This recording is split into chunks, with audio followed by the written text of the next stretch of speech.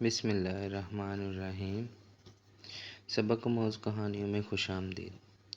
جاوید چودھری کے کالم سے اقتباس: بددعا کیسے تباہی پھیرتی ہے۔ اگر آپ اسلام آباد میں رہتے ہیں تو راول ٹاؤن چوک کو اچھی طرح جانتے ہوں گے۔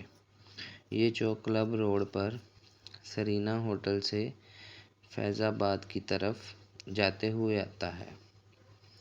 چوک میں ایک پیٹرول پمپ اور پرانی مسجد ہے۔ میں 1993 میں اسلام آباد آیا تو مسجد کے ساتھ ایک چھوٹا سا گاؤں ہوتا تھا۔ گاؤں کی زمین ایکوائر ہو چکی تھی۔ امیر لوگ زمینوں کی قیمتیں وصول کر کے بڑے بڑے سیکٹروں اور فارم ہاؤسز میں شفٹ ہو چکے تھے، لیکن وہ غربا پیچھے رہ گئے تھے جن کی زمینوں کے پیسے امرا کھا گئے تھے، یا پھر وہ جو گاؤں کے کمی کمین تھے۔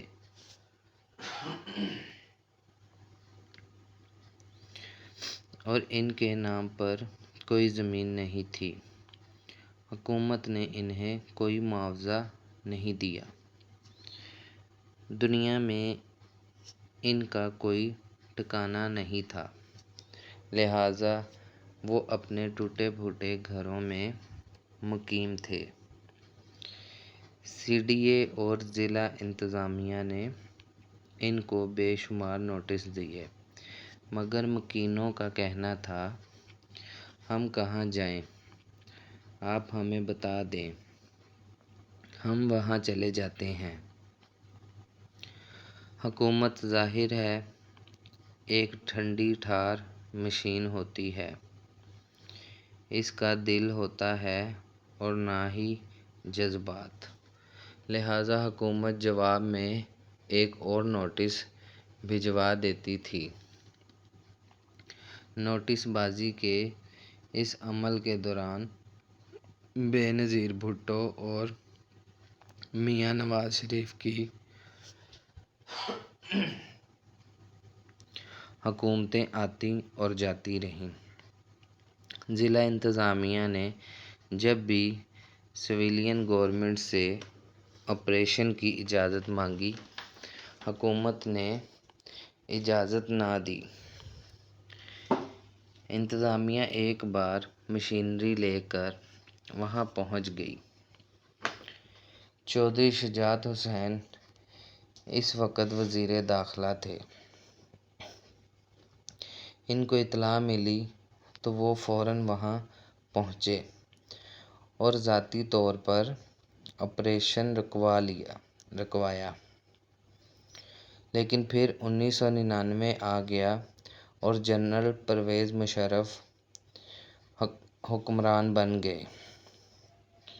ان کا قافلہ روز اس چوک سے گزر کر وزیر اعظم ہاؤس آتا تھا۔ جنرل مشرف کی تباہ نازک پر غریبوں کی وہ جھونپڑیاں ناگوار گزرتی تھیں۔ وہ ایک دن گزرے، کھڑکی سے باہر دیکھا اور آپریشن کا حکم جاری کر دیا۔ میں ان دنوں شہزاد ٹاؤن میں رہتا تھا اور روزانہ راول چوک سے گزرتا تھا۔ میں نے دوپہر کو دفتر جاتے ہوئے اپنی آنکھوں سے وہ آپریشن دیکھا۔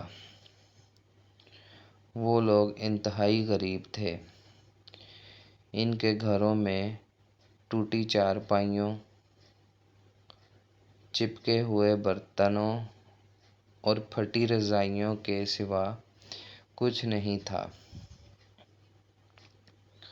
انتظامیہ نے وہ بھی ضبط کر لیے۔ گاؤں چند گھنٹوں میں صاف ہو گیا۔ زمین کو فارم ہاؤسز میں تبدیل کر دیا گیا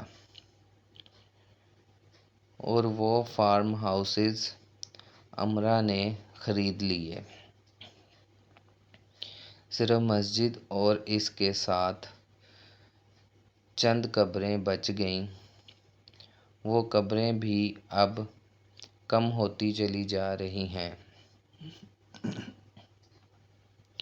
یہ کہانی یہاں پر ختم ہو گئی۔ 2007 میں اس کہانی کا ایک نیا پہلو میرے سامنے آیا۔ ملک میں اس وقت جنرل پرویز مشرف کے خلاف تحریک چل رہی تھی۔ ایک روز ایک صاحب وہیل چیئر پر میرے پاس تشریف لائے۔ وہ ٹانگوں سے معذور تھے اور چہرے سے بیمار دکھائی دیتے تھے۔ میں انہیں بڑی مشکل سے گھر کے اندر لا سکا۔ وہ مجھے اپنی کہانی سنانا چاہتے تھے۔ ان کا کہنا تھا راول چوک کا وہ آپریشن انہوں نے کیا تھا۔ وہ اسے لیڈ کر رہے تھے۔ میں خاموشی سے ان کی داستان سنتا رہا۔ ان کا کہنا تھا ان کے 3 بچے تھے، 2 لڑکے اور 1 لڑکی۔ شادی پسند کی تھی۔ وہ CSP آفیسر تھے۔ کیریئر بہت برائٹ تھا۔ سینئر اس کی کارکردگی سے بہت مطمئن تھے۔ ان کا اپنا خیال بھی تھا وہ بہت اوپر تک جائیں گے۔ وہ ریٹ آف دی گورنمنٹ کے بہت بڑے حامی تھے۔ وہ سمجھتے تھے قانون پر 100% عمل ہونا چاہیے اور جو شخص قانون کے راستے میں حائل ہو، ریاست کو اس کے اوپر بلڈوزر چلا دینا چاہیے۔ چنانچہ جنرل مشرف نے جب راول چوک کے مکانات گرانے کا حکم دیا تو یہ ذمہ داری انہیں سونپی گئی۔ یہ فورس لے کر وہاں پہنچے اور گھر گرانا شروع کر دیے۔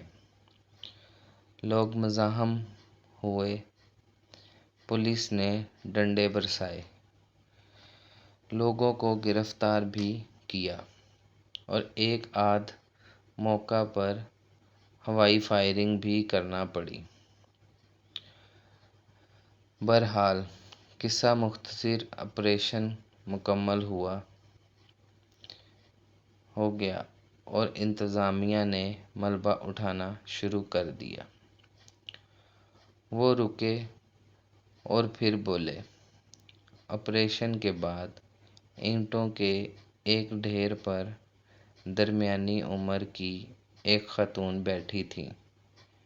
وہ ملبے سے نہیں اٹھ رہی تھی۔ اس کا صرف ایک مطالبہ تھا۔ وہ کہہ رہی تھی کہ وہ بس ایک بار آپریشن کرنے والے صاحب سے ملنا چاہتی ہیں۔ انتظامیہ عموماً ایسے مواقع پر خواتین سے زبردستی نہیں کرتی۔ چنانچہ اہلکاروں نے انہیں بتایا اور وہ خاتون کے پاس چلے گئے۔ خاتون نے ان کی طرف دیکھا اور کہا، صاحب، یہ آپریشن آپ نے کیا؟ میں نے جواب دیا، ہاں۔ اس نے جھولی پھیلائی، آسمان کی طرف دیکھا اور بولی، یا پروردگار! اس شخص نے میرے اور میرے بچوں کے سر سے چھت چھینی۔ یا اللہ، اسے اور اس کے بچوں کو برباد کر دے۔ میں اس وقت جوان تھا۔ میں نے منہ دوسری طرف پھیر دیا۔ اس خاتون نے اس کے بعد کہا، یا اللہ، ہم سے ہمارے گھر چھیننے والے تمام لوگوں کو برباد کر دے۔ اس نے اس کے بعد اپنی پوٹلی اٹھائی، اپنے بچے ساتھ لیے اور چلی گئی۔ وہ رکا، اس نے اپنے آنسو پونچھے اور بولا، جاوید صاحب، آپ یقین کریں، وہ دن ہے اور آج کا دن ہے۔ میں بحرانوں سے نہیں نکل سکتا۔ میں اس پوٹلی والی کی بددعا کا نشانہ بن گیا۔ میرا ایکسیڈنٹ ہوا، میری بیوی اور میری بچی مر گئی، میری ٹانگیں کٹ گئیں، میرے دونوں بیٹے ایک ایک کر کے بیمار ہوئے۔ میں نے اپنی ساری جمع پونجی ان کے علاج پر لگا دی، لیکن وہ فوت ہو گئے۔ مجھے سسرال سے گھر ملا تھا، وہ بک گیا۔ میں نے اپنا گھر بنایا تھا، وہ 2005 کے زلزلے میں گر گیا۔ محکمے نے میرے اوپر الزام لگایا، میری انکوائری شروع ہوئی۔ میں ڈسمس ہوا اور بے گناہی کے باوجود آج تک بحال نہیں ہو سکا۔ میں مقدمے پر مقدمہ بھگت رہا ہوں۔ میں 38 سال کی عمر میں شوگر، بلڈ پریشر اور دل کا مریض بھی بن چکا ہوں، اور میرے تمام رشتہ دار اور دوست بھی میرا ساتھ چھوڑ چکے ہیں۔ میں دل سے سمجھتا ہوں مجھے اس عورت کی بددعا لگی تھی۔ حکومت، میرا محکمہ اور آرڈر دینے والے لوگ تینوں پیچھے رہ گئے، لیکن میں برباد ہو گیا۔ میں آج سوچتا ہوں تو میں اپنے آپ سے پوچھتا ہوں، میں کتنا بے وقوف تھا۔ میں نے جنرل مشرف کے حکم پر غریبوں کے سروں سے چھت چھین لی۔ وہ رکا اور پھر بولا، آپ کو میری باتیں عجیب لگیں گی، لیکن میں نے تحقیق کی ہے، اس آپریشن کا حکم دینے والا ہر شخص میری طرح ذلیل ہوا۔ ان میں سے آج کوئی شخص اپنے گھر میں آباد نہیں۔ وہ سب اولاد اور بیویوں کے بغیر عبرتناک اور بیمار زندگی گزار رہے ہیں۔ یہاں تک کہ اس وقت کے چیئرمین سی ڈی اے کی ساری پراپرٹی بھی بک گئی اور اس کی اولاد بھی دربدر ہو گئی۔ وہ بھی عبرت کا نشان بن کر آخری سانسیں لے رہا ہے۔ ہم سب کو اس عورت کی آہ کھا گئی۔